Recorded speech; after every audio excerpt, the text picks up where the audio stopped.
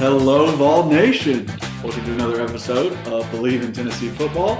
I'm your host, as always, Kyler Ferguson, joined with Reed Bacon. I think I speak for all of us when I say, whew, that was a barn burner. My heart was palpitating for about, let's say 4 hours, which is, what's new at a Tennessee game. We're going to talk all about this, but before we get into that, a little bit of news. Me and Reed are going to be at the Tennessee-Florida game here in 2 weeks. We are going to set up a kind of meet and greet, very relaxed, very chill. We're just going to be outside of the library across pedestrian, set up with a couple chairs and some beer. And if you guys want to come, talk to us, talk football, ask us some questions, and pal around, we'll be there from 1 to 2 p.m. If you don't, cool, don't have to. But we're going to be there and enjoying ourselves, enjoying the sun, and getting ready to whoop up on Florida. If you guys are watching and listening right now, please leave a comment, like, and subscribe to this video. It helps us a lot. If you're just listening, rate and review, download for us. And then you can follow us on social media at Believe in Tennessee for our main account, at rbacon26 for Reed, at Kyler Kerberson for myself.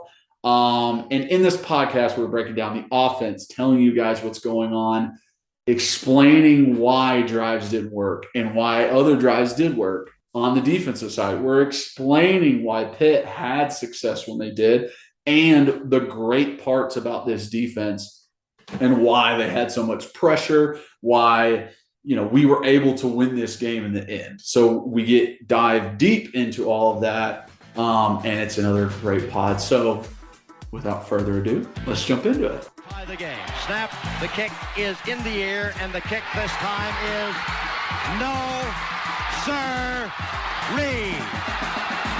No, sir-ree. Final score, Tennessee 20, Florida 17. Pandemonium reigns. Loads up, fires long for the end zone. The pass is going to be caught. Tennessee wins! Caught by Tennessee to one Jennings. Jennings makes the catch in the end zone on the Hail Mary. Down at the 35, to the 40, to the 45, to the 50, to the 45, to the 40, to the 35, 30, 25, 20, 15, 10, 5. What did he do? All he did was score. Joey Pitt, touchdown on play number 1. All right, so before we get into the podcast, we got to shout out our number one sponsor, betonline.ag. You guys know I say it every podcast. It is the place to go for all your betting news and odds and sports, everything. This is the place, okay? With BetOnline, you get the most up-to-date fighting news. You get to bet on MLB games going on right now, NFL. I mean, you can bet on anything, team total wins, division wins, individual players, all of it, okay? So now is the time to sign up. At BetOnline, you can sign up on your mobile device, or you can go online, get a 50% welcome bonus on your first deposit. Just use the promo code BELIEVE at checkout. That's BLEAV. And you get that 50% welcome bonus. So listen, y'all, please use that. Please go to BetOnline when you're doing all your sports betting. It makes things a lot more fun and a lot more interesting. And I always love them. They're the place to go. BetOnline. It's where the game starts. All right. Welcome in, everybody. Another exciting podcast ahead. I think I took more notes than I've ever taken before reviewing a game. I think my co-host Reed can speak the same. But dang, was that close. I feel a lot better now that we're through it and we're on to the next week. But let's break everything down before we get into that. First and foremost, Reed, how are we doing, bud? VOLS VOLS VOL, let's go, Vols, go. Ah! Let's go, baby! Massive win. Massive win. I died laughing at you. You and I text a little bit during these games, sometimes more than others, but I think we know since we're going to talk that we don't as much. I have another group that I really don't want like any kind of influence before we jump into this. Right. And so I have another group that I talk with, a bunch of guys, but you did say that you like jumped up and gorilla beat your chest during the middle. And I was like, bro, I literally did the same thing. I forget what happened but I was sitting outside on the porch. My dad and I were just watching it outside, and the countless amount of times that I jumped up and I was like, let's go. Like, come on now. Like, it was ridiculous. I literally had a headache after the game because I was just yelling like a dumbass. Yeah, and more defensive plays always get you fired up too. So I'm sure sacks, the turnovers. Well, it could be like 2nd and 4, and if a linebacker just scrapes over the top and makes a good stick, then that gets me fired up. But I was very fired up for this game offensively because I got a little nervous, Kyler. So I'll just start and say I had a great weekend until Sunday around 7:30, and the Titans just, man, not only was that and that's so Titans, man, it's so on brand. But I usually have good gut feelings about Titans. I said, it's on brand for us to lose this. I said, but I still think they will. And then watching the first half of the game, I was a little upset that we didn't capitalize. But, like, my man, Jeffrey Simmons, easily climbing the ranks as one of my favorite players of all time. I just wish I could go back and just come back as a friggin' 6'4", 310-pound defensive tackle. Like, I just want that. I just want to go out there and just gorilla people around. But anyways, it's pretty fun. Yeah, I know you got to do it in high school. So, but anyway, so I'm watching the Titans, and besides that, like, I ended up losing probably I had the Titans in probably 3 different bets, so I lost about $120 on the game, which absolutely made it worse. Yeah. And then I was like, you know what? Screw the money. Just make the kick, Fat Randy. And he missed it. And so that was brutal. But other than that, it was a good church service. Obviously, a hell of a Titans game. I got to see Matt Seaver, which is one of my good buddies that I hadn't seen in a while. I got to go see his daughter, Nora Reed.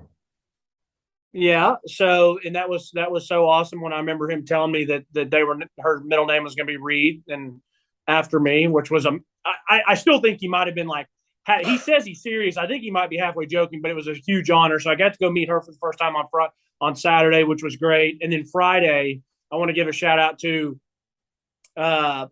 I kind of just call him my Bible study guys now, even though Jackson Slagle is one of my great friends. He and I were neighbors for the longest time growing up, but him and a guy named Joseph Key have started talking about this podcast. So we went out to lunch on Friday, and they were talking about it, and like they've been listening. I was like, you guys are listening to it? And they're like, yeah. Like, and neither of them are big football guys. Here's the crazy one, though, is Tom Slagle, Jackson's dad, who's great. Obviously, he was my neighbor when I was growing up. Great. And Jackson's like, yeah, Tom listened to it. And I was like, what? I was like, Tom listened? I was like, let's go. So it was a great weekend. You know, like I said, seeing those guys Friday, playing a little golf Friday night or Friday afternoon, and then a huge Tennessee win, and then church, and it's all great until Titans. But hey, you know what? No biggie. How was your weekend? Because I don't even know what the hell you did this weekend. Yeah, it was good. So Saturday, we still searching for things. We went and picked up new nightstands, and then picked up a clock that my wife wanted, and then got back, watched the game. Just literally, that was all I was paying attention to. Then got to watch Kentucky beat up on Florida. Lock of the week, baby! Lock of the week. Hey, you called it, and I told you immediately. I said I like where your head's at, Kyler, because Kentucky always does that to them, and always. And you could have won that thing money line, I but know. you were I would have just taken the money line. In the golf world. What you had though with the points was a stress-free, easy tap in birdie or par. I mean, it was just a stress-free. Yeah. I mean, because going to that game, I think I don't even know what the line closed at. You probably had them at 8 points or something, and hell, they easily won the game. Yeah, it was easy. So enjoyed that Saturday night. And then Sunday just did some chores around the house, cleaning up, organizing, switched this around a little bit. So my desk is in a little different place. Still, it will probably change. I have no idea, but who cares about what's behind me? Y'all aren't watching for what's behind me. So, but pretty mellow weekend. Unless there is a trip that I take, I'm trying to have the most mellow weekend I can. Like I very much enjoy turning my brain off on the weekends. Did you watch Titans? I did not watch the Titans because I was rewatching the game. So I was like keeping updated scores and stuff when I was doing it. And yeah, it was pretty disappointing. I'll say so. Yeah, my weekend was all football because after church, I ran some errands, had to go to Edwin Watts, I had to get a new rangefinder. But you know what? My Bushnell, he gave it all he had. I had him for 11 years. And so I finally got to get a new rangefinder. That's impressive. I know it was. But then I made it back home. And I could have watched the UT game. I said, no, I want a little nap. But I ended up kind of sleeping, but I was really mainly watching Red Zone. And then woke up to the Titans, watched the Titans, and then basically took a little bit of time off and then came back and rewatched this. And easily the most notes I've ever had. And I'll admit to you, like I stopped taking notes into the second quarter because I had like 4 pages. I was like, I can't keep doing this. Like, I mean, we don't have time to talk. Like, I can't give these people a synopsis of basically of every play. You're like, I'm killing the trees here. Seriously. But yeah, so I stayed up last night, did it, and then but anyways, I'm excited to talk. I don't know what your feelings are about this. I actually feel a little bit better after watching the film. Yes. But anyways, do you want to so obviously we're going to go through this entire game. We'll do the offense and then the defense like we did last week, but just brief to talk about Akron so everyone knows what's going on.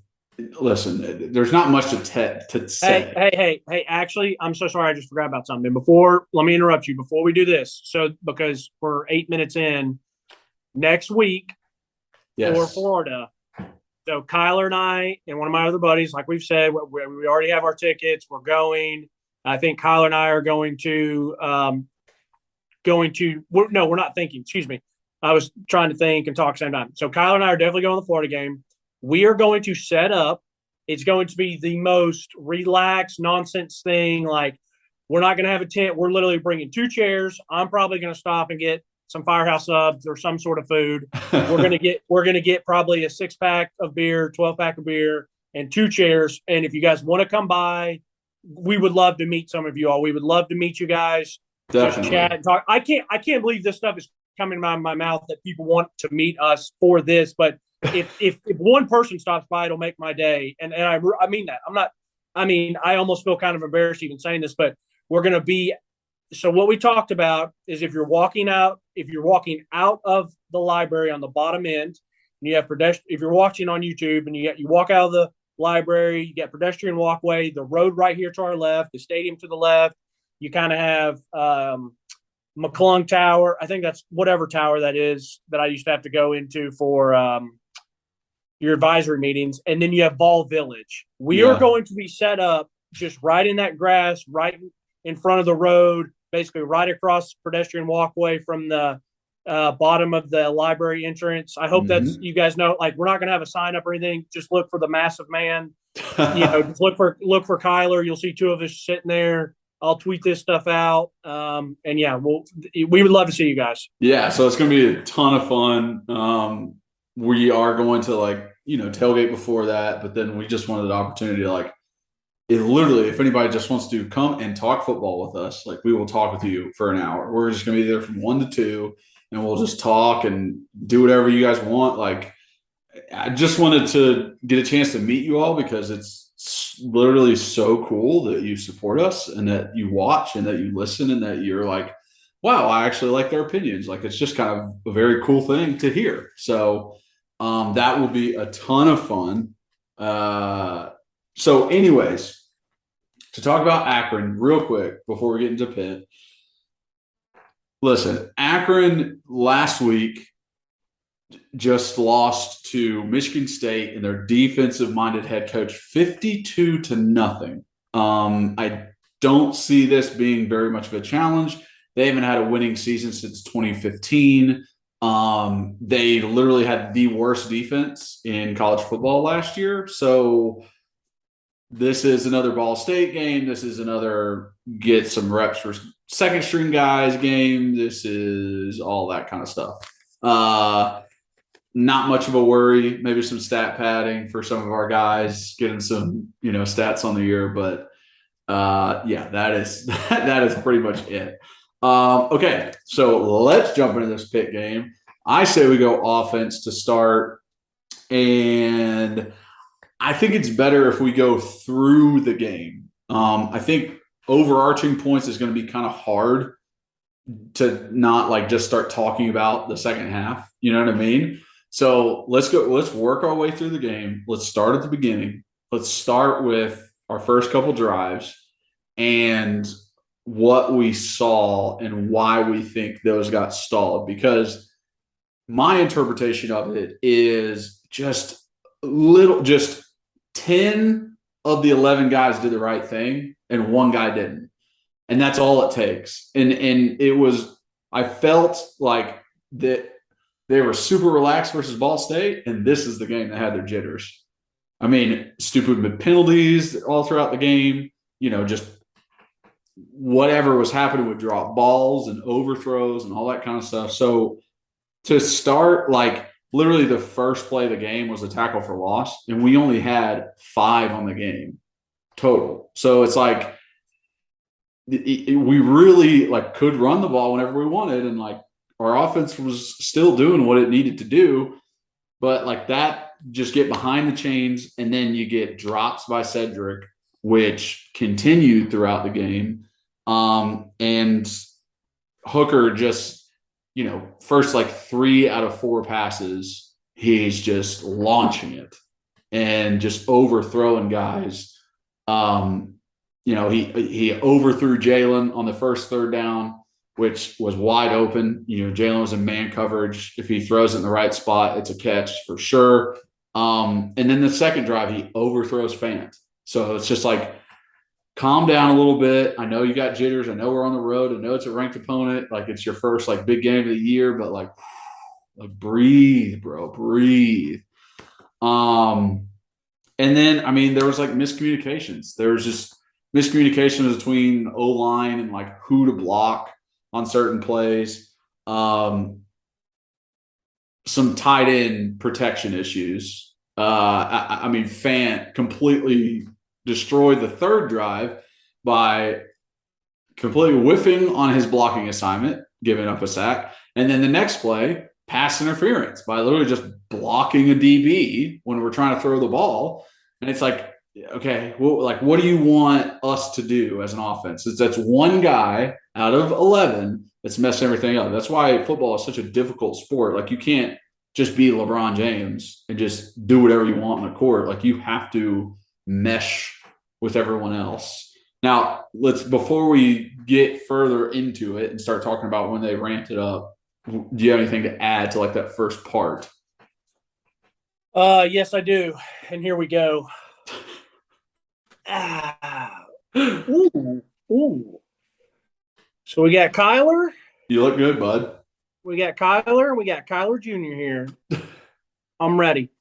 All right, we'll see how long this hat lasts, because I just feel like such a doucher when I wear backwards hats. Okay. First off, I have to start here.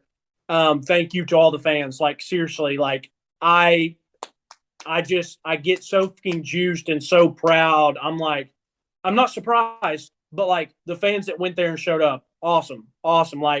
It looked like a bowl game, or we're in an NFL stadium. It's a bowl game because we have just as many fans there or whatever.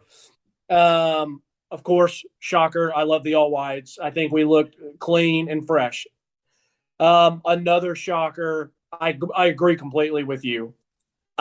I did allow myself to get nervous during this game. And it's so funny that if we had done this podcast after the game and I didn't watch film, which I do think is normal. That's what normal humans do. They just watch a game. And I don't even know how intently you are watching the game. I have gotten less intent because I know I'm going to rewatch it. Yeah. And what I mean by that is I'm still like super locked in.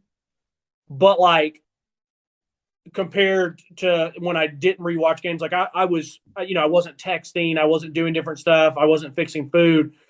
But now I kind of will watch it, and then because I know I'm going back. But yeah, if we had done this podcast or talking about it later, I would have been like, "What the fuck's going on here?" Yeah, but exactly.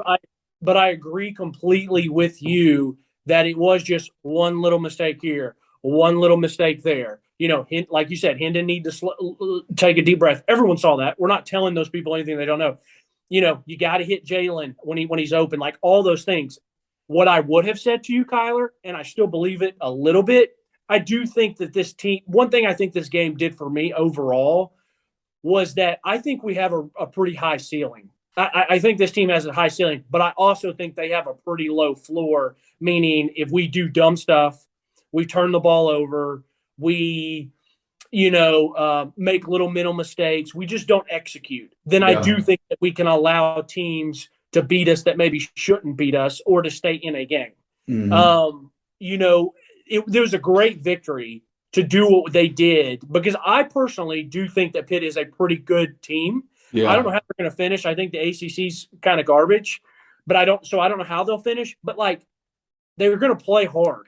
They're going to play physical. They're not going to give you anything. They're going to make you earn it. Like, I even thought I was impressed with the backup quarterback, how he came in and handled himself. I was impressed with Slovis, man, how he stood in there and was taking shots and still dialing up pressure. The other thing about this game is, too, why I got nervous early was because it just seemed like the ball wasn't bouncing our way. I mean, there were legitimately 4 times where we bat the ball, and 2 of them were like, they should have been picked. They weren't even batted balls. One literally hit Jeremy in the hands as he went up. Right. And then not only do we not pick it, but the other team catches it and like gets yards out of it. So it's like what's going on here? So that makes me nervous a little bit. Like, I'm that guy that like will watch a game and be like, sometimes today is just not your day. Yeah. Like, you know what I mean? And so like I even felt that way with the Titans game yesterday. It was like we're just doing everything we can to give them the game. Yeah. And thank goodness for the Volunteers. Like, we stepped up and made plays when we needed to. But to finish that off is like, I think this team can go out and beat some really good teams and compete with some good teams. But I think if they do some of that dumb stuff where one person's not on line, then yeah, I agree. And I think it's still pretty. I mean, with all of the mistakes that were going on, we still scored 34 points and beat a ranked team. It's like, this is why everyone's excited about this team, is because the ceiling and the floor, like, this is like close to the floor where we messed up this much and we still won the game. Right. Right. That ugly win just kind of like, it's great for teaching points. Everyone's going to go in film. Every single person that won SEC Player of the Week, that is on all the award watch lists because they had big stats. Cedric is going to go in and go, those drops are unacceptable. Hendon's going to go and say those overthrows are unacceptable. Byron Young's going to have plays, even though he's like up for SEC Defensive Lineman of the Week, where he's just going to say, that's unacceptable. Like, I shouldn't have done that. And we'll talk about that stuff later. But like, that is a great win where you have teaching points in there. And it's like, you weren't even close to your best and you still won the game. That makes me feel awesome moving forward, especially since it was versus a ranked opponent, not just a cupcake. This isn't Appy State in 2016. This isn't Georgia Southern or Georgia State or whoever we lost to. It's like, no, this was actually a really good team and we still won. Well, that's why I tweeted that out. I mean, do you know how incredible it is to be like, after the game, you go, and maybe after you've celebrated with your team and stuff, and you go up and you hug your mom or your dad or your girlfriend, and it's incredible because you can just be like, wow, like, we won, but you're like, damn, I left some out there. Yeah. You know what I mean? damn, like, I'm just putting myself in Cedric's position. I'm like talking to my dad after the game, and I'm like, he's like, great game, great win. It's like, yeah, I had, I'm looking at his stats, 9 receptions, 162 yards, and 1, tutty. But I know for me, when I lay down at night, I'm going to think about is the one I dropped that hit me in the face mask, or maybe one of the big time slants that would have kept a 3rd and 4 going that I need to catch, or like Hendon, 27 to 42, 325 and 2 touchdowns. I mean, if Cedric catches that one deep one, it's 3 touchdowns. But then again, if I'm Hendon, I'm like, well, maybe if I can put the ball on some better spots, my completion percentage is better. Maybe we keep drives going. Maybe you know what I'm saying? Yeah. So at least me personally, as an athlete, that's how I was. Like, I was always thinking, yeah, man, I had 14 tackles, but damn it, I missed 2 tackles in the backfield that would have been TFLs. So like you can, and it's nice because when you win, you can still smile about it and be like, thank goodness we won, but I still want to be better. Yeah. Compared to when you lose, it just fucking sucks all the way around. It sucks. Doesn't matter if you played great. If you lose, it still sucks. Yeah, it's awful. And you know what? If there's guys that are happy because they played well, even after a loss, those are guys I don't want on my team because that's the most selfish of selfish shit. But yeah, I mean, just to kind of dive in on some of these, or go ahead. Are you going to start talking about some plays offensively? Yeah, so I was just going to bring up some stuff. I love that we ran draws. I thought those are great, the quarterback draws, especially with Jabari and Jalen being lead blockers in it. I think that's a great wrinkle into our offense. And their defensive line was known to rush. They're known to come. So it was like that was part of the game plan. Like that was good. Some technique stuff, like linemen need to kind of spread their splits a little bit and like make sure and get beat outside so it opens up. I mean, it was tight running lanes for Hendon. I honestly was impressed by Pitt's defense. Like rewatching, I was like, oh, this is man coverage when a play would start. And I would be looking and go, oh, that guy's going to blitz. And they wouldn't, or they'd shift a zone. And I was like, oh, wow, they actually did a very good job disguising things, even from the wide copy. And I'm watching afterwards. It's like a good disguise. So, I'll give it up to Pitt for doing that.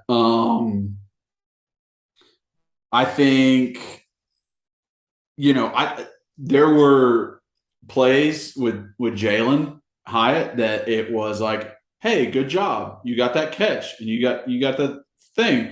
Hey, great route on your attempted touchdown catch. Like, I really thought that was a very good route that he ran and he got open, stepped out of bounds. That stinks. But then at the end of the game and we're trying to drive down the field and he's not even attempting to go for extra yards. He's being very soft and just running out of bounds.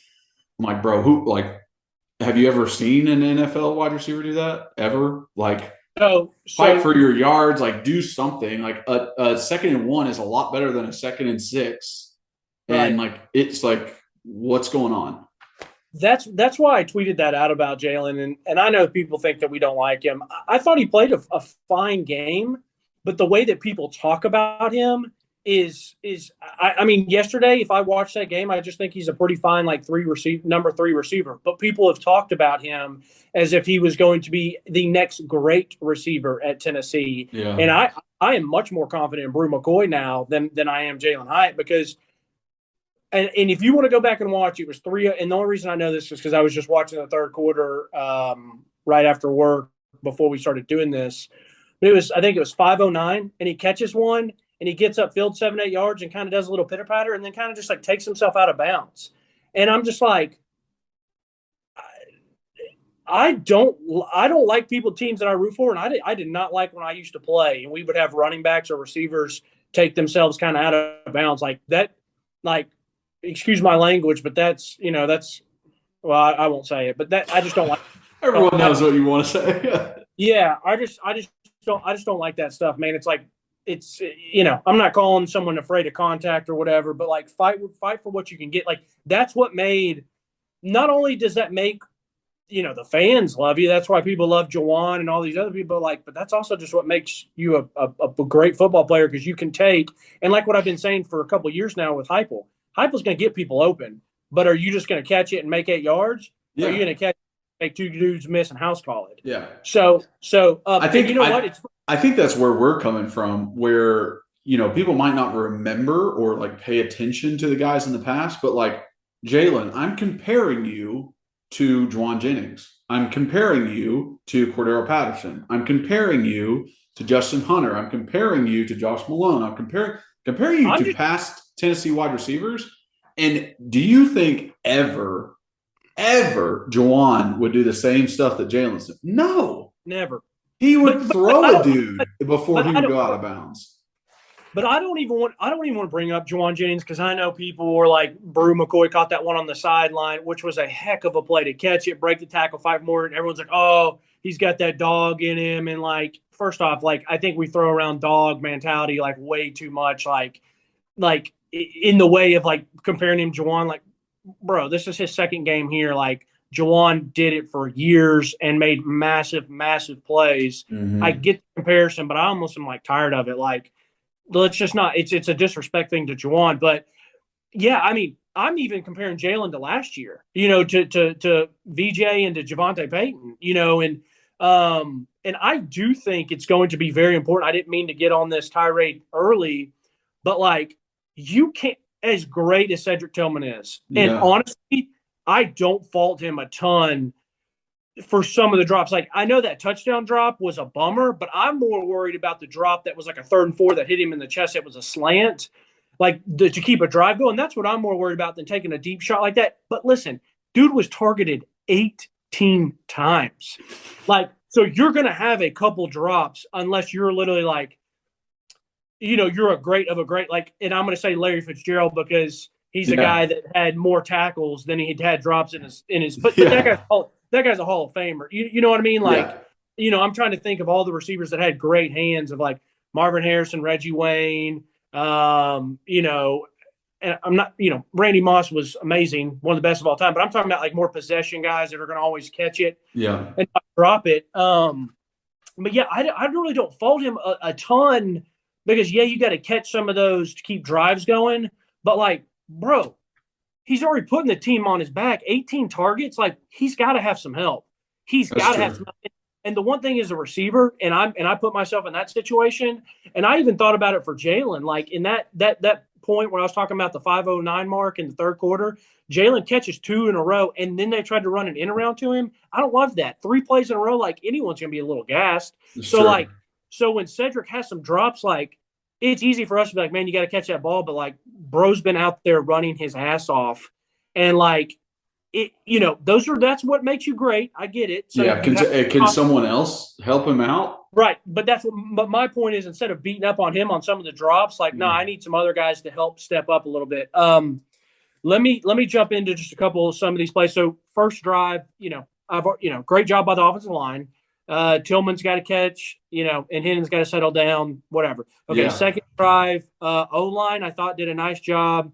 I thought their protection was great throughout the game. I thought there were 1 or 2 plays where like Spraggins got a little too head heavy. Yeah. And, just trying to kill a dude because that's his mentality.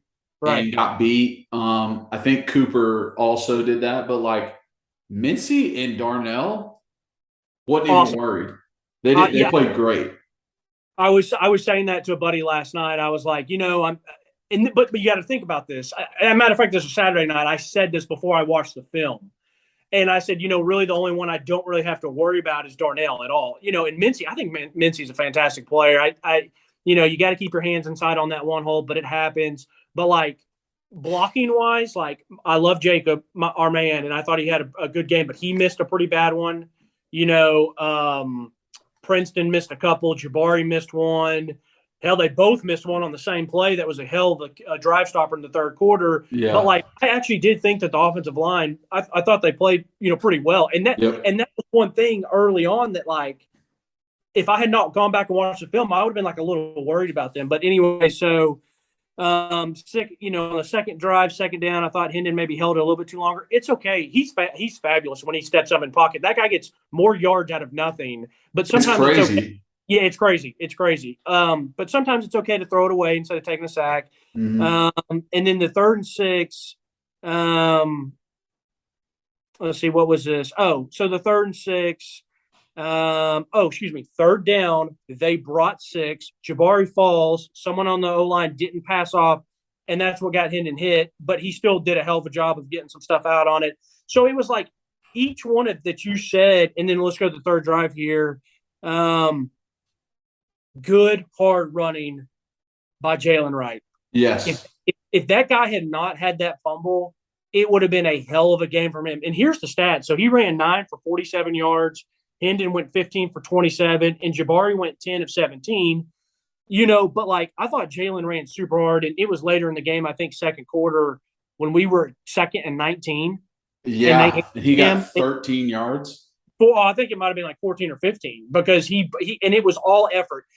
The thing is, I watched it. The line did a pretty good job, but what did you always say? Like the running back has to at least make one guy miss. Mm-hmm. Well, he made his guy miss, but then he also got extra yards by dragging other people. So I thought Jalen ran really hard. I was happy to see that. I did too. That was one thing I noticed just throughout the game is I wish we would have ran the ball more because I really did not feel like there were plays where, they're blowing up our run. Like, honestly, like I think we had maybe 2 tackles for loss on run and everything else was at least a yard or more, like positive yardage. Right. Especially with Jalen. Yeah.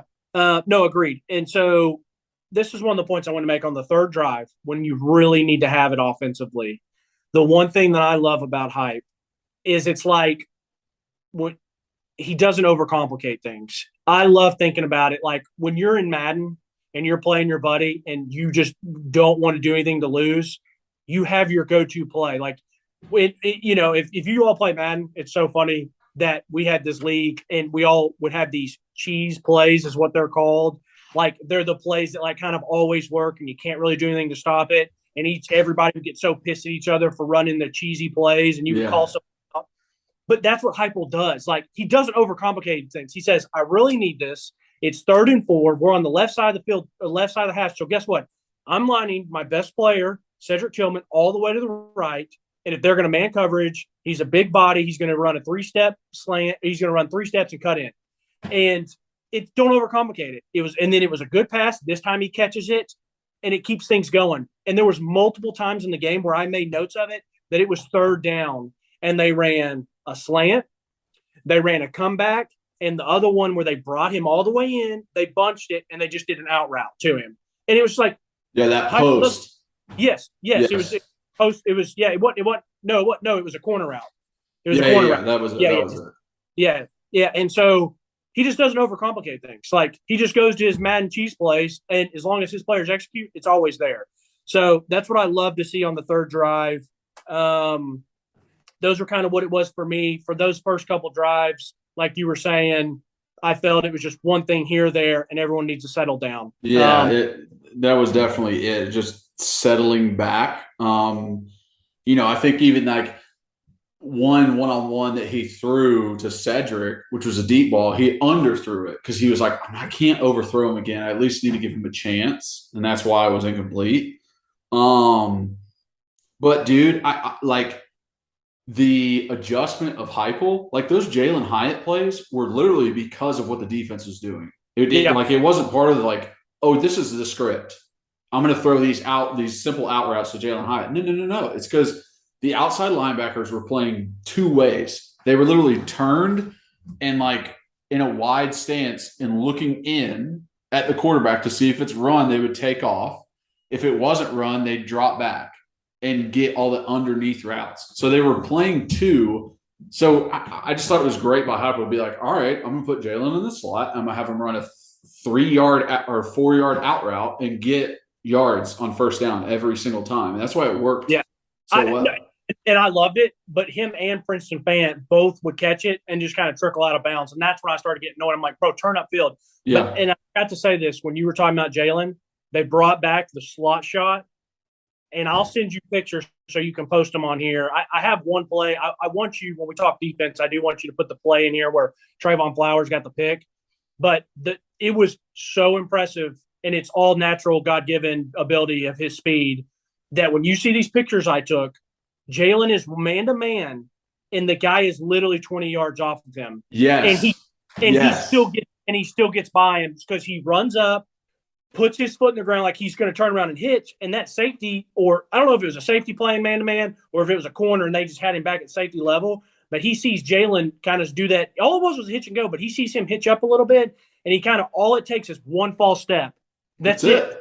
And Jalen's by him. So I have the two pictures that when you see just still shots, and you're like, how the does this guy get by him? It was very impressive, and I would have loved to seen him connect. You know, he made a good catch, just couldn't keep his feet in. Maybe Hendon's got to throw it a little bit deeper compared to out, but it was super impressive, and I was happy to see the slot shot back. Yeah, I mean, he literally broke down maybe like 15 yards away from that safety, and the safety still like fell for it, and he ran past him. It was crazy.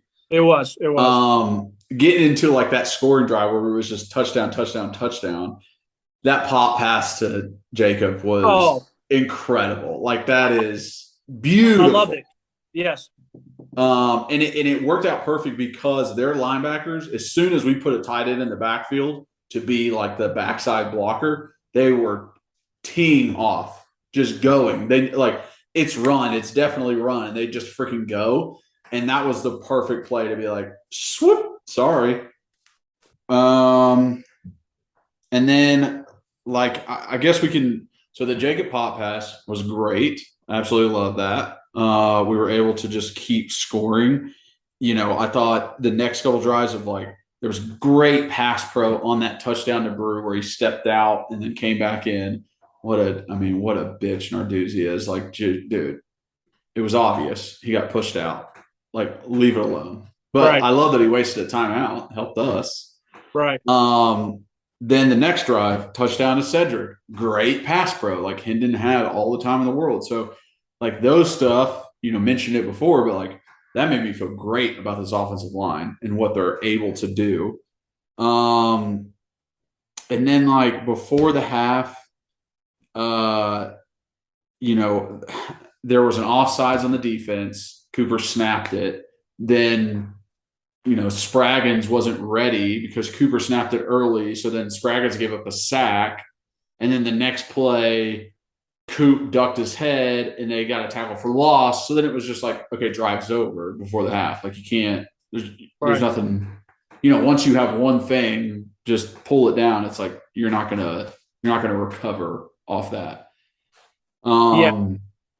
And then before we get into the second half and like explaining all that stuff, I mean, Chase McGrath, like, MVP. Like, that guy played great, kicked when he needed to, did what he needed to do, made his kicks, and it's just like exactly what we need. Since you're talking about special teams, I'll hit on it really quick. I didn't have a ton of confidence in Chase. It just kind of worries me, but he had absolutely had cojones of steel. I mean, do you know how nervous I would have been with them driving, and if they scored a touchdown, they're winning, you know, say instead of when he made it 27-20, if it was 24-20, I mean, I would have been unbearable. I wouldn't even want to watch. So the fact he did that, the other good about special teams is Jordan Thomas shows up again and just runs down the field blasting people. Not only does that help set a tone and is very important, but it's also super exciting to know, this guy's already showing up as a true freshman. Wait till you see when he gets a chance to play full time. And now he's done it 2 weeks in a row. And then this week we also had James Pierce, who's just a freak of an athlete, who's going to be hopefully a great edge rusher for us. But dude is running down there. And the fact that those guys are bought in, they know that, like, I'm not getting to play as much as maybe I would hope, but I'm still going to make a difference in my in the little bit of time, the little bit of opportunities I have. Yeah. So obviously there was some good and bad. I mean, Chase was great. Some of those tackles were good. Jimmy Holiday had a nice return, and then the bad of a block punt that you just can't allow. And I know we'll talk about it here in a second. Another muff punt. I mean, I don't know what it is about people wearing jersey number 1, but VJ did it last year against Ole Miss. Trey Flowers does it this year, and it's just like, what are we doing? Like, and then obviously Titans game, Kyle Phillips does. I'm like, if I see another muff punt, like if I end, like, I'm going to lose it. So, but yeah, I just wanted to give shout outs to those guys, those young guys who are already making a presence in the few opportunities they get. I do want to shout out real quick on the third drive. This was an income. When you were talking about Jacob's pop pass. I liked it because they showed the view from the back angle, and it was a thing of beauty what Jacob did, how he kind of came off like he was going to get a little block, and then and it was also like a really good throw because Hendon kind of had to like lead him out to the right a little bit. And he was getting pressure in his face. He kind of Right. like reach over. Yes. So that was awesome to see from behind. Well, this was another play, and I would love to know. And the reason I'm bringing it up is because I thought the play design was sick. But I wish I would know if I could talk to Hendon, like, hey, did you throw that low, just giving Jacob a chance to go get it if he could, or was you straight throwing that away? Because what it was, if you're watching on YouTube, so we're going to be on the right side. You had Jacob in the slot. You had Cedric outside here, and Cedric just comes off and goes in, just kind of taking people with him and clearing out. And so he's holding his corner in the safety. And Jacob comes out, like he literally comes out here, and it's not an out route. He kind of almost runs it like in a line, diagonal line. So he doesn't run up and cut out. He literally just kind of veers that way, and he turns around, and then he realized, like, I think it's almost like designed to like run, turn around, and then kind of work your way back in, and he did. And it was a sick play design to get a guy who's 6'7" in space, and he's our best receivers clearing out. But Pitt got fortunate that they had called a right defense there, and that's the one where Hendon double clutches and throws it in the ground. And I don't know if he was throwing it low and it went too low, or if he was just getting rid of it. But I think he was just getting rid of it because the linebacker faked the blitz and dropped back into that area. And, like, if he throws it on that first one, like, if he doesn't double clutch, it's a pick. Oh, pick, right. Guaranteed. Right. So, right. Which is a bummer because I love that play design. That the route was just a thing of beauty. It's hard to explain it. It would be easier just to run it or whatever. And I actually drew it out here on my notes so that I would kind of remember. But it was cool how they did it. It was almost like an out. Yeah, just turn the camera around and do the route in the living room. So, anyways, it was cool though how Jacob did it and slow played it. But anyways, yeah, we can go ahead and I guess you want to talk offense basically third quarter. I mean, yeah. So I want to talk offense third quarter because I think a lot of people thought of it as, hey, Heupel didn't make adjustments. Pitt made the adjustments and they were able to stop us, and like it was, that kind of thing. Like not even close. Like Heupel was calling the exact right plays. It's just the execution, the 11 guys and not 10 actually doing what they need to do. So Fant with the MA on the sack, missed assignment, just lets the guy go. Then he commits a penalty on second down. So now we're second and 19, and it's just like, okay, well. And by the way, I'm jumping in because where he got that penalty was a great play call and design because Brew caught it and had a long way to run. But when I saw the replay, I'm like, Princeton, you have to at least turn around like you're going to catch the ball or run like that's it. He literally ran up and started blocking, dude. I'm like, what are we doing here? Just do this. Yeah. Just turn your head and like keep your arm up and just run. Yeah, because if you get away with it and you run it correctly, it's a sick play design because it's basically a screen with two blockers with one of your best players catching the ball with a head of steam in the open field, 15 yards down the field. But yeah, you got to run it right. Yeah. So then that drive stalls because of those two plays. And then we punt. They, defense stands up. Then we get the ball back again. What happens? We throw a deep ball to Cedric. It hits him in the face for a touchdown. The next play, there's a legal procedure. There's a penalty. And we're behind the sticks again. And it's just like, okay, now it's just like, now what do you call? What kind of play design you make up for second and forever? Right. So it just ruins the drive. Then block punt. So they get short field. Defense steps up, forces a field goal forces a field goal. The guy misses. We get the ball back. We're moving. Jalen Hyatt's getting those out routes. We're moving down the field. We got good plays going. There's nothing stopping us. The play Jalen Wright fumbles was an 8-yard run. Like it was a good play on third down, and we got the first, and then he fumbles. So then it's like, okay, now short yardage again. Now the defenses step up, force a field goal. So it was just like, oh my goodness, like how we're just shooting ourselves. But then when we needed to, the next drive after that, Brew makes that play where he sheds a guy, gets a first down, continues the thing. We go for it on fourth down. Hendon does a great job looking off the defenders so they're not creeping up like they had been the entire time and taking away those underneath routes, and he completes a pass. So it was just like there was no time where I thought, oh, this offense can't do what it needs to do. It was just literally like, guys, just execution.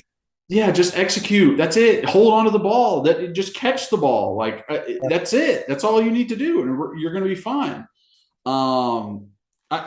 There is times when I was watching that, I thought like, have they really practiced the scramble drill where Hendon is forced out of the pocket? He doesn't have anywhere to go. Coverage was good. What are the wide receivers doing? Where are you going? What's your teaching point? Are you coming towards Hendon or are you going away from Hendon? Like, there has to be that, especially with Hendon's skill set. Like, he's not just going to get tackled super easy like a pocket passer. And I just, like, watching replays, watching the thing, like, I just, like, seeing Brew, like, not know what to do. He's kind of like, and Jalen, same thing, like, I mean, the only guy that I saw, which Hendon tried to take a shot in the end zone, was Ramel Keaton. Because he ran his route, saw that Hendon was at, and he goes and just darts up the sideline and is like, let me go get a touchdown maybe. So I don't know. I don't know. I don't know exactly what the Tennessee coaching point is. When I was a receiver and even when I was at Memphis playing defensive back, even there, the rule was still, if you're high and you're deep, you come short. If you're short, you go deep. You're just flopping where you are. Or if he's working right, you work right with him. If he's left, you work left with him. I mean, it's pretty simple stuff. But I just remember when I was there seeing Dobbs and the wide receivers in practice that. Literally practice that, because Dobbs getting out of the pocket happened all the time. Right. It was just like keeping a play alive. So it was like we practice that in practice. So I was like, I want to see more of that. Do you feel like our offense kind of in a way is just controlled chaos though? Sometimes, yeah.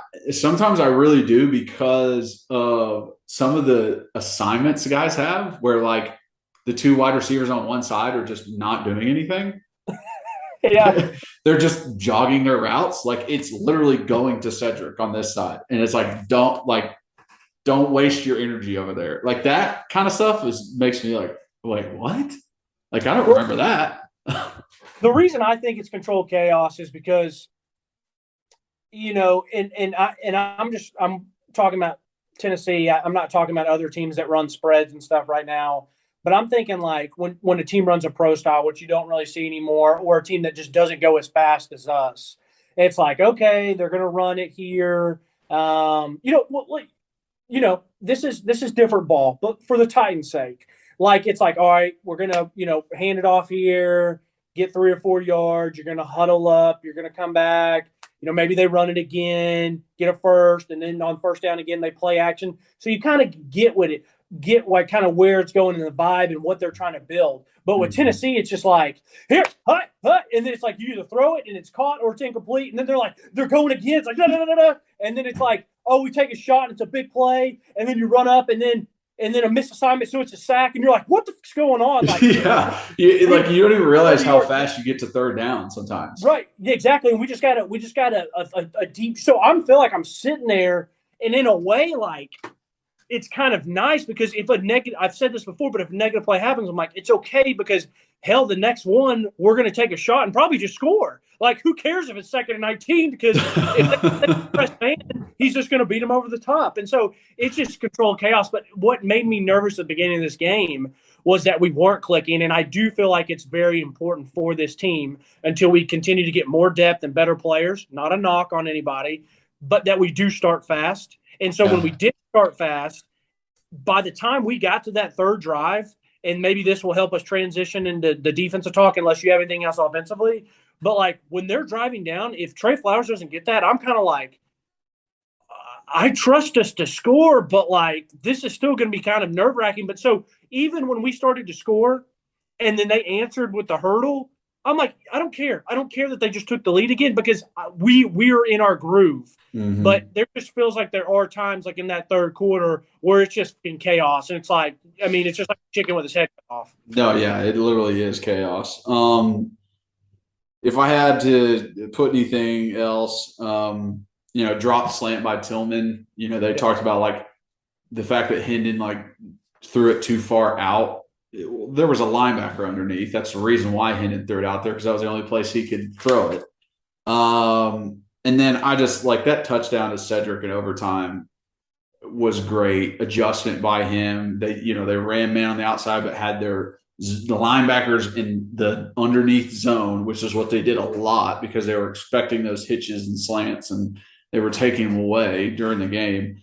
And Cedric to just like come back to the ball was very like that was an impressive play. And it's just like, hey, I might have dropped shit, but I'm your man. Like I'm the dog here on this team. Like I'm the one who can step up and make a play when everybody needs to. So love to see that from him. It does gives me confidence moving forward with our offense. Like even though things might have been struggles, even though execution might not have been perfect, like we still get to where we need to go. So, right. Yeah.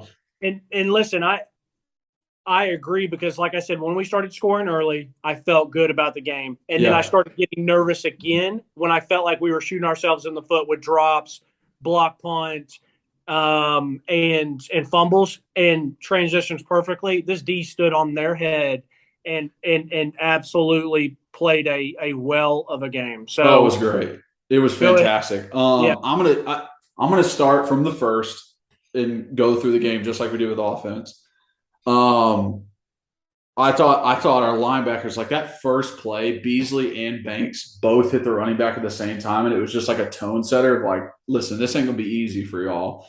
I absolutely love that. There wasn't like an over pursue of guys. Hey, look at Big O. This game showed me Amari Thomas, the complete Amari Thomas. His effort chasing guys downfield, his push of that offensive line, he was affecting all throughout the game. 2 fumble recoveries. You don't get that without effort. Like you literally don't. So like for him to do that and show me, God, that made me feel good because all offseason, that's what we talked about. Who's going to replace Matthew Butler? Who's going to be the guy to do it?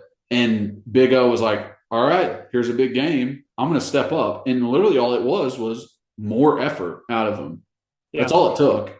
Yeah, and plus he's very God gifted. He's a big man. He moves well. But like you said, there's nothing that just gets me going when there's a big fella that gives effort. Matter of fact, I'm not trying to hijack your defense. I thought Elijah, when he was in there, was giving some darn good effort. I did too. He had 1 tackle, and that play was great. He literally fought across a reach block and was able to push guy a yard back and then make the tackle while he's being blocked. Like it was a great play by Elijah. People want to say Bruce a dog. No, Amari Thomas is a dog. Like yes, definitely. Tamarian is a dog. The fight through that block, he saw it immediately. Great eyes, fight through the block, literally push him into the ball carrier and make the tackle is incredible. That might have been the play I stood up and beat in my chest. Like I was so excited when he did that.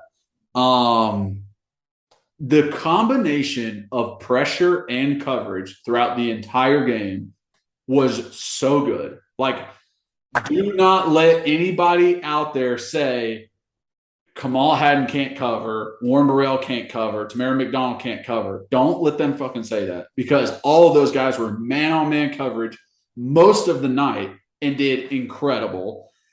And the pressure up front, the different blitzes we sent, the crossing of linebackers, the dropping of Byron, the dropping of Ramon while sending Beasley, like all of that stuff went into it. And to combine pressure and coverage, it caused the field goals. It caused every field goal they kicked. It caused the first one, which was huge because we weren't ready to go yet as offense. So it was literally mattered in the game that they only got a field goal on that first drive. And Beasley played out of his mind. out of his freaking mind, dude. How many tackles he had. He was a leading tackler. The pressure he was getting on Slovis was incredible. And this was almost like a coming out for Beasley, because I think people really thought of him as like on the fence. Is he a good linebacker? Is he not? People were wanting Juwan, not Beasley, to start. He stepped up. He has found his role. He's found his niche. He is a great blitzing linebacker. He also has enough athleticism to cover. So I absolutely love the game from Beasley. Now let me talk about Pitt's offense. On the drive that we got an interception, they had 6 plays. On 4 of those plays, you could have thrown a penalty for a legal man downfield on 4 of them.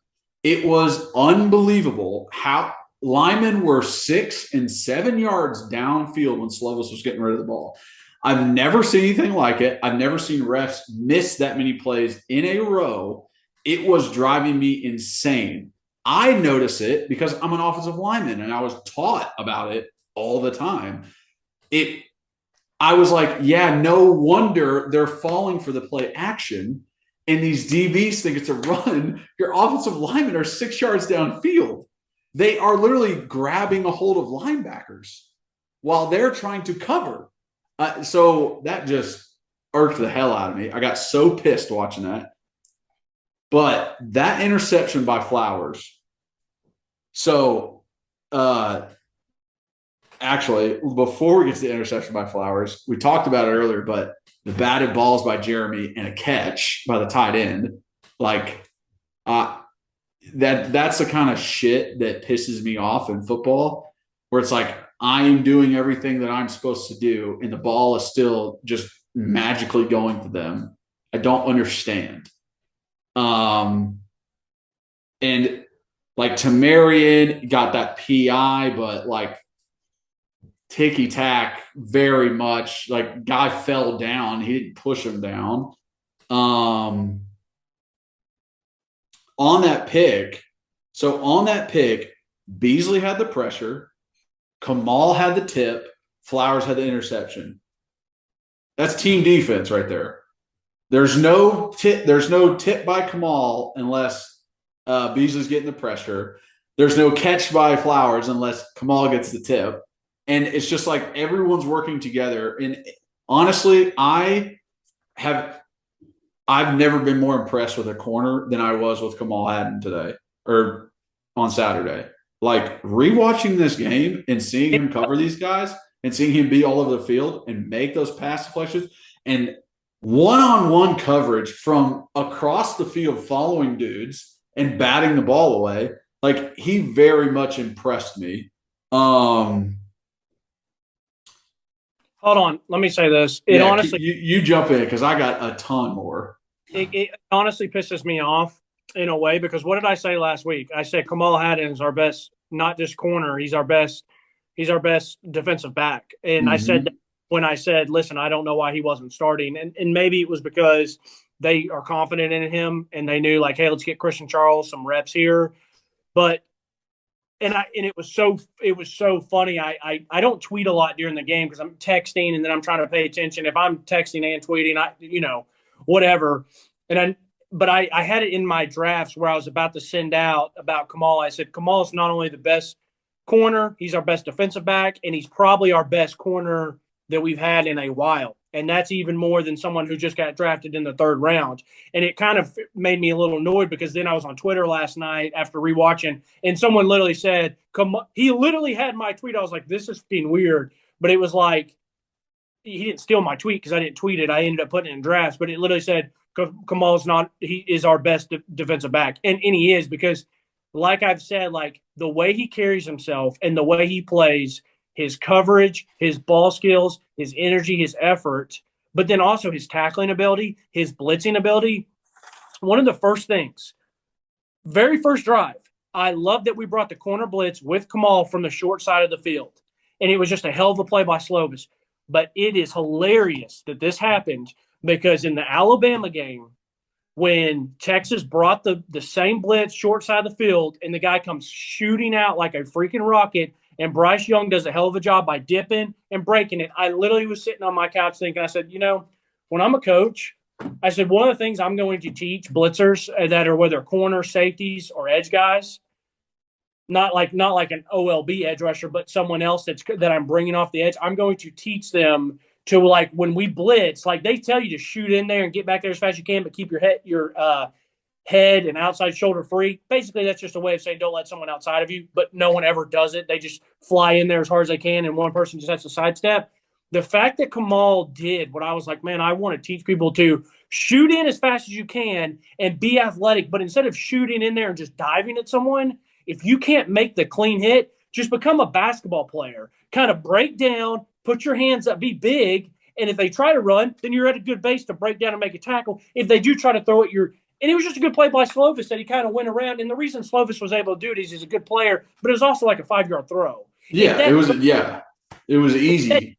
Yeah, exactly. If that throw is going to be any farther, he's just going to end up throwing it in the ground and getting grounding, or he's going to be able to get rid of it, and just it's a wasted play. But the fact that Kamal did that, I mean, it was awesome. And for corners, like, you're faster than every quarterback, dude. Like, it's not Lamar Jackson out there. You'll be fine. Right. You'll catch this man. Like, I wish I had that luxury of, like, I know that I will catch him no matter what. You will catch whoever you're playing against. It doesn't matter. You're the fastest, one of the fastest guys on the field. And then for Kamal, that happened in the first drive multiple times throughout the game. He would just go like this and look inside and, like, try and fake, and the wide receivers would be like, he's blitzing. Just to confuse Slovis, just to confuse the quarterbacks, just to be like, hey, maybe I'm coming again. They did blitz him multiple times. They blitzed him multiple times, and he was also good on run fits a lot of the times. But, hell, they brought everybody. I mean, everyone got to blitz. Yeah, Trey got the blitz. Tank got the blitz. Wesley Walker got the blitz. Tamari McDonald got the blitz. Aaron Beasley everybody was coming. So the other thing about the Tamarian play is not only did he make the play, but he did it, like, in the perfect coaching teach. Like, they could put that film for high school, college, or NFLs. He comes up, he gets a good hit, he extends, he's keeping his outside kind of free. Yeah, because he doesn't outside make leverage, and the guy takes it in, then he's done his job technically. If he doesn't make the tackle, because he's forcing him inside to the rest of the help, but then he makes a great tackle, great hit. And it's, what's weird about this team, bro, is, like, we do have a bunch of dogs, but, like, they all kind of just do what they're supposed to do, and, like, kind of just get back to playing. Like, they don't waste a bunch of time, like, getting super jacked up and fired up. Like, he made that play, and he's like, all right, let me get lined back up.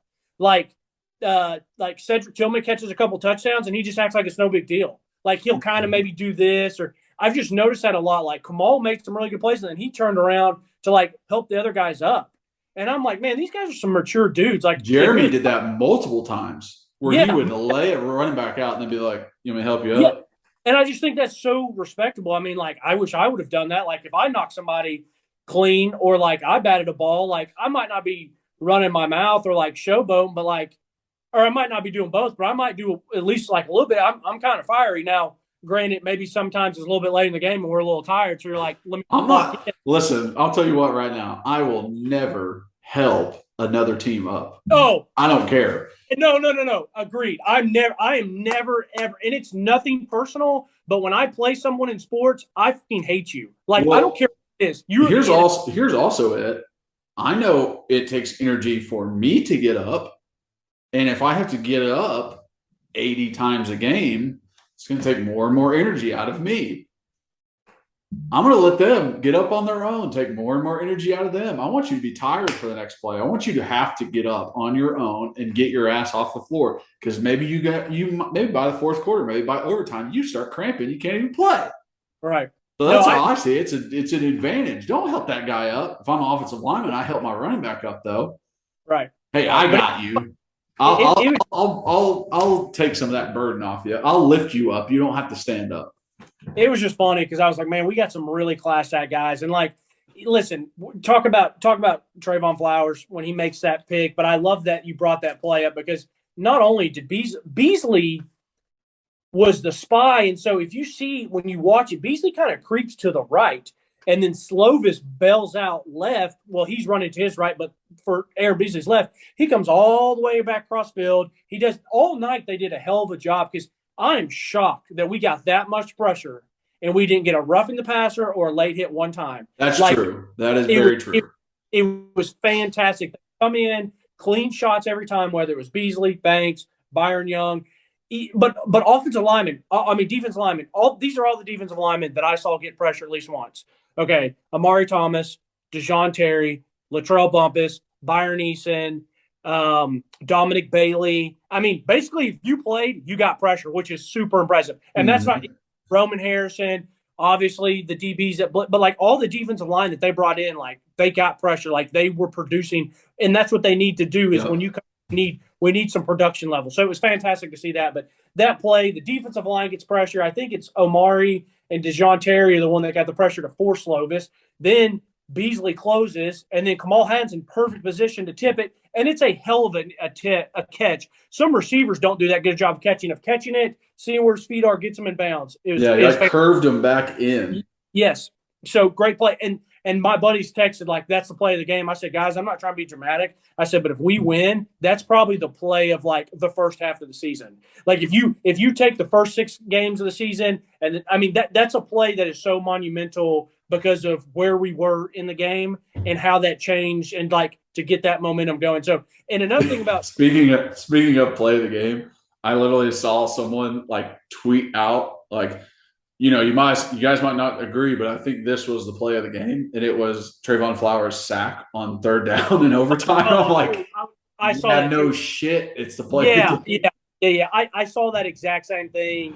I think it was that guy from Nashville, which I don't know the guy, but I saw that and I was like, and it got a million likes and retweets. I was like, I think it's a personal problem for me because I go through Twitter and I'm like, this shit is so not like so obvious. Like it's nothing. You're not giving me any good football insight. Like when I see the clip of Brew McCoy, like we all know that was great. And they're like, oh, he's got that dog in him, reminds me of JJJ. I'm like, what are we doing? Like we get it, like stop. But anyways, the fact that Trayvon, he gets hurdled and he gets absolutely decleated in the middle of the field, that he just keeps coming back and just keeps making plays. And it's just like that's what this team does. It's like they just like. I've never seen someone have an up and down game like him. I mean, and and since we're talking about the hurdle, you got to see what you're hitting. I actually thought that play wasn't as bad as some of the ones I've seen where they run in and just kind of dive. Like I thought that he's not going to hit that guy up high. He's a smaller guy, and I thought that was just a hell of an athletic play that guy knew that Trayvon was going to go lower. Trayvon didn't come in like some last game where they're just kind of flying in and just diving. He kind of broke down and still went. Now, obviously, his head's not up, but like your head's not always going to be like perfectly up. So I think it looked more bad than anything. But the reason that guy scored is because they brought Tank on a blitz. So we didn't have another safety help. They brought Tank, which Tank almost got there. Yeah, I mean, we were 0.5 seconds away from 10 sacks. Yeah.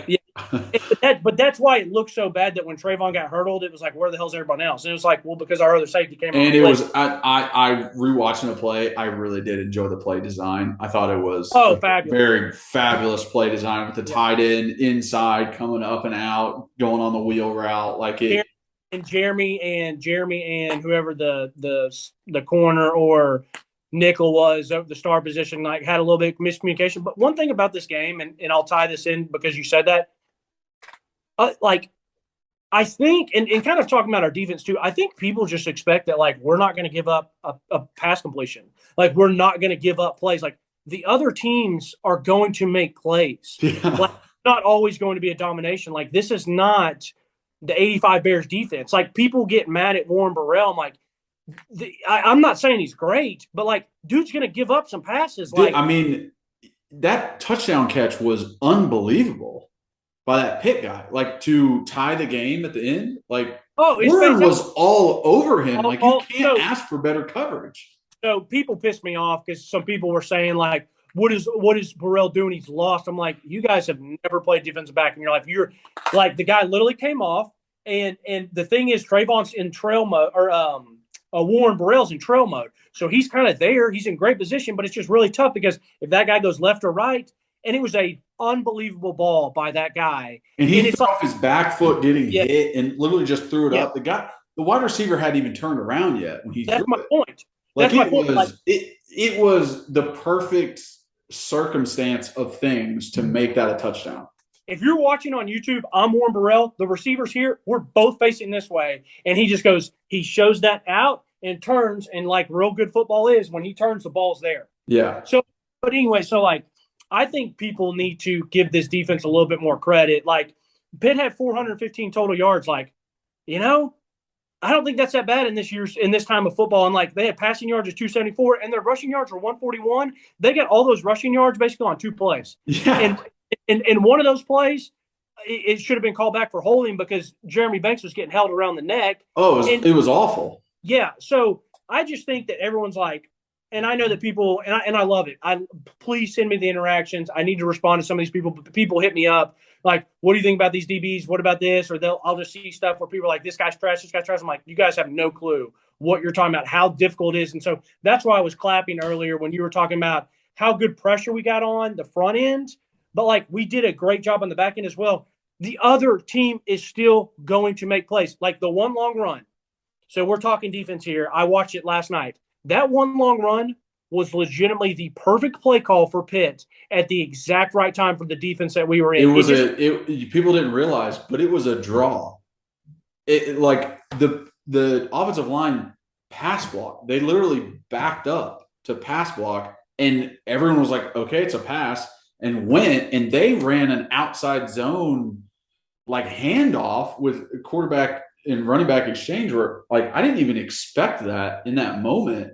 And it's just like when you're on your heels as a defender to just cut and go and get back. And it was like they spread everything out. So Beasley and Banks both split and they just both went to their areas where they're supposed to be zoned. So it's wide open. So he had one guy and it was Tank, and he took just a little bit bad of an angle. See, and it's a house call. Yeah, I don't even know if it was that bad of an angle because I watched it a couple of times because I figure like people would say, "Oh, that's a bad angle." Tank was on the far right side, and so he has to worry about if for example, if he's in cover 3 or cover 4, cover 2, so he has some sort of deep half.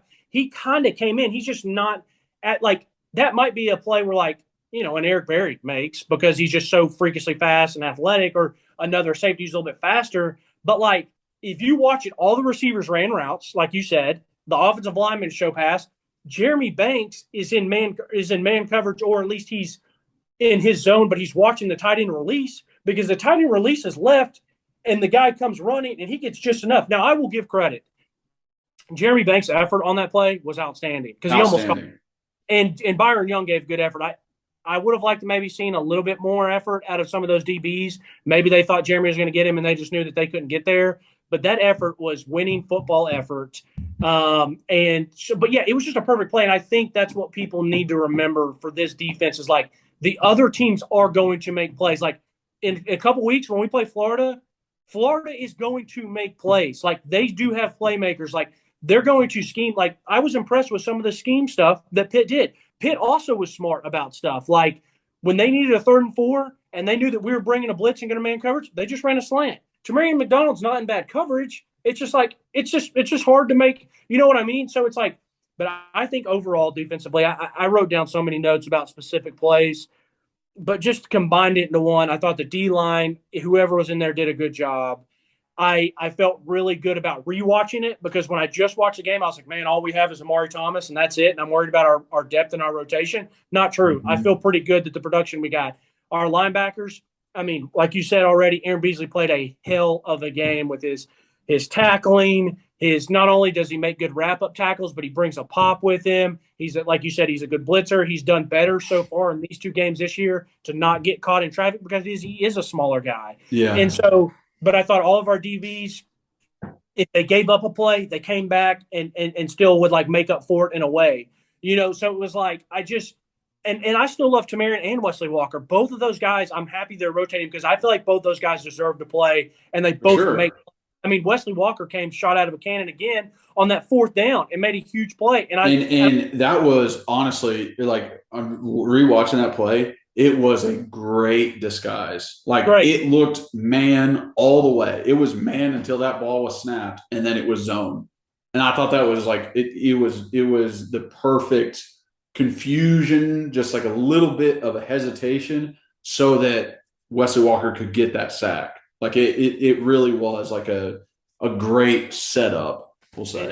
And I'm telling you, the other thing is, I said it last week, but this team is not going to this defense is not going to let you sit back there and beat them. The bend but don't break that I usually like, they're saying F it, because they're like, and that's the other thing is too, when you are aggressive like that, that's when you're going to see some gash plays, because it is what it is. Like, you're going to gamble, and there's going to be times where you're going to get a bunch of hits, but the quarterback still does a good job of getting rid of it, or it's very feast or famine. So that's another thing that people have to remember when watching it, that if we get these guys in 2nd and 19, well, there's going to be a time where they run a screenplay and it's a perfect play design and they get a touchdown on it because it just, these offensive coordinators get paid big money too. Yeah. These other guys are still scholarship players. So I don't know. Anything else that you want to hit on defense? I'm going to read through and just make sure I didn't miss any plays I want to shout out. Yeah. So talk about the Wesley Walker. I mean, just multiple guys tipping the ball. Jeremy and Beasley both tipped the ball in one play, and it hit Kamal in the hands. Amari got multiple tips. So I thought that was impressive. I thought some of the coverage by Byron Young was very good. There was one, he backed up off the ball, and the slot wide receiver who he was covering, a slot, not a tight end, not a running back, a slot wide receiver ran a whip route, which gets corners, and Byron was able to cover it. Like, I remember watching it being like, holy shit. And the quarterback didn't have anywhere to go with it.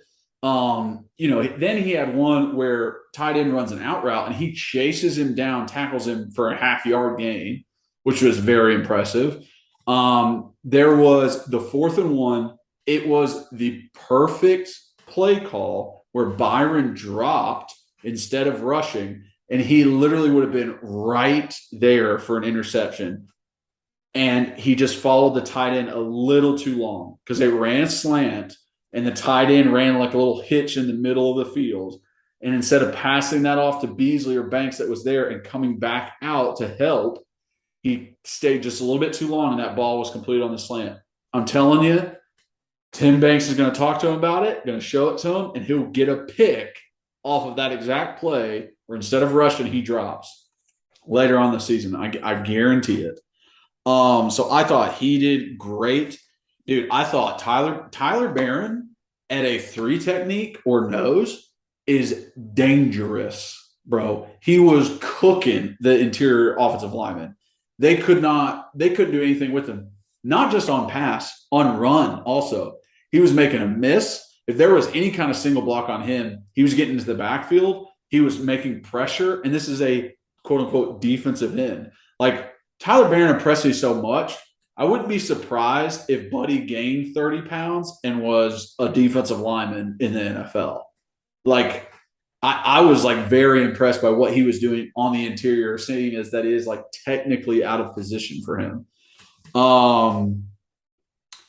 Let's see, talk about the Banks just getting choked out on that run.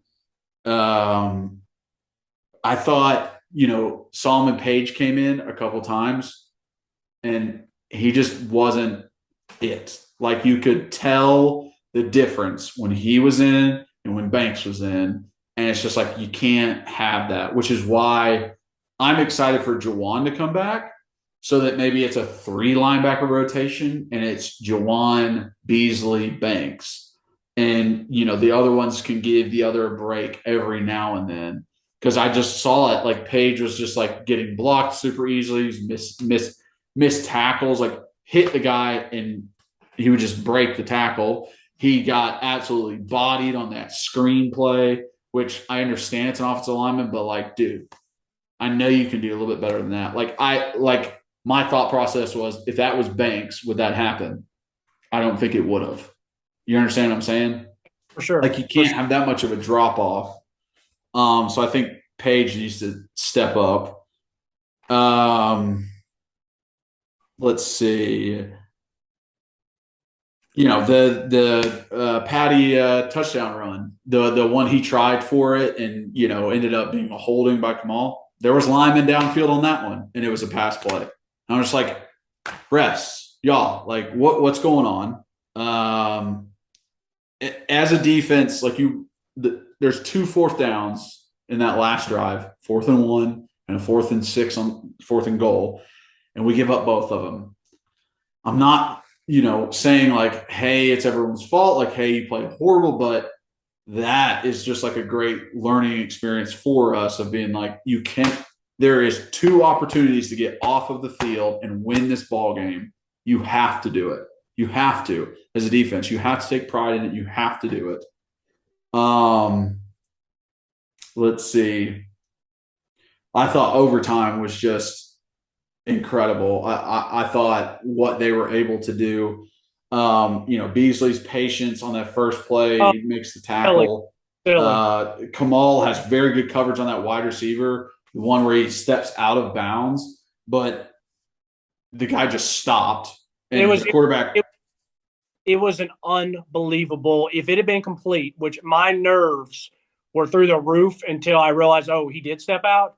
But that was just a hell of a back shoulder. Like, everyone's like, what did Kamal do on that? Like, bro, like, if someone runs a successful back shoulder, I don't know who can stop it in the world. Like, I don't know if Tre'Davious White, I don't know if Jalen Ramsey, I don't know if Casey Hayward, if any of those guys, AJ Terrell, I don't know if guys can stop it. If it's executed perfectly, which I think Pitt almost seemed like it was kind of lucky. I feel like that quarterback I think he wanted to lead him, but he didn't have enough strength because he was falling. Yeah, and then it was just an underthrow. Right, and then the receiver just made a hell of an adjustment. Yeah, besides hell of an adjustment. Then, gets the 4th down. That's the Byron play where it was like perfect play call, but they end up getting a first. Then, we have the, interior lineman cannot block Tyler. He's getting pressure on him. Then the safety blitz by Flowers. There was actually a crossing route that's wide open, but Tim Banks sees it as, here's his backup quarterback who's on one leg, get in his face before he throws rather than cover. And it's exactly what he did on the last play of the game. Brought 6, pretty much manned up wide receivers. And, my thought process was like, if that's a more poised, older quarterback, that might be a touchdown. But knowing that it's the backup and he's on one leg and he hasn't been doing well, it's all a part of the game. Blitz, you know he's going to be uncomfortable, so might as well do it versus him. And for anybody out there going like, Tennessee played well, their defense played well, but it might have been a different game if Slovis was in. Why was Slovis out? Why was he not in the game? Because we hit him 12 times and had 2 sacks. It is the reason why the defense had an advantage in the second half is because of the defense. Then you can't freaking say that. You can't say, well, if he would have been in. The reason they have an advantage with a backup quarterback is because of them, is because of what they did. It's because of their blitzes. It's because their hits on the quarterback. So they gave themselves their own advantage. Like, I just hate that excuse of like, well, if he was in, well, he's not because you guys couldn't fucking block. That's why he's not in. Right. Agreed completely. The other thing is too, in football and in just different things, like you kind of look at it and say, you know what? If somebody beats you because you gave your best effort, you threw it all out there, but if someone beats you, like sometimes you just got to shake their hand and tip the cap like, you got me today. Yeah. And that's what Tim Banks was like, you know what? If this fucking guy who can't walk, who's a backup, if he beats me, they deserve to win. You know what I mean? Yeah. That's why he said, I'm not going to sit back here and just let him. So, like, I'm going to bring the house. And if this guy's good enough to beat me, then he beats me. But one thing I loved about that 4th down is I loved our pre-snap. I loved that we said we're bringing the blitz, but that we backed everybody off. Because even if we had not – obviously we were going to press coverage, but say instead of being like the 20 yards deep that we were, kind of almost what you call like at the sticks at the goal line, is say if you're only 10 yards, there's still a chance that someone can get behind you. But I love that we keep it all in front of you. Now, granted, it does make me slightly nervous. If I do that, I want to have at least my best middle linebacker tackler in the middle about 15 yards so that they can't throw something quick, and then it becomes the like run and juke and stuff like that. So that it makes me a little bit nervous, but hey, all's well that ends well. And the only other thing that I'll say to kind of wrap up is I forgot I think what's Garland's first name? Not PA, the linebacker, but his brother. Number 99. He's like our starting defensive tackle besides Amari Thomas. Yeah. But like I thought he played a really good game when he was in there. He got some tip balls. I mean, we had a lot of those tip balls, and those are going to start going our way at some point. But we held them on, fourth down, they were 3 of 5, which is pretty good. But on third down, we held them to fourth, and they were only 4 of 18 on third downs. And like, I just think it was very impressive. And I think that's why Josh Heupel says it at the end of the game. He's like, how impressive is that from our defense? And we only recognize this because we aren't wrapped up in the emotion, but we come back and sit and watch the tape. Like I said, normal fans aren't going to do that. They don't have a reason to do it unless they just enjoy doing it. Yeah. But I can promise you, and this isn't a dig at anyone. That's not what it's been said. But like, I'm very more cautious about who I listen to when they say stuff, because I'm like, did you actually go back? Like, first off, do you even really know football? But did you go back and watch it? We're not in there with the coaches, so I'm not proclaiming that we know everything, because that's not I'm not sitting there. We don't know what defense was called. We don't know, so we're not saying we know everything. But I at least respect people when they put more time into something. Yeah, so. Listen, I thought, people want to complain about the defensive backs. Listen, no one's perfect. We don't have Darrelle Revis, Jalen Ramsey, Derwin James, and Harrison Smith as our defensive backs. And you know what? Even if we did, they're probably one of them still going to get beat every now and again. So it's like, these guys aren't perfect, but I thought they stepped up, made the plays when they were supposed to make them. I thought they bounced back well. For sure. The pressure was great. The tackling was good. I thought it was great. And you know what?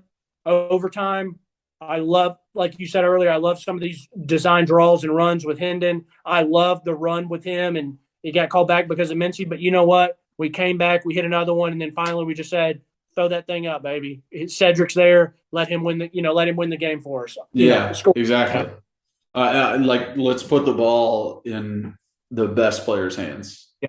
That was what the run was with Hendon. Let's put the ball in Hendon's hands, and then it was like, okay, let's throw it to Cedric. The best players, let's get the ball in their hands. Yeah.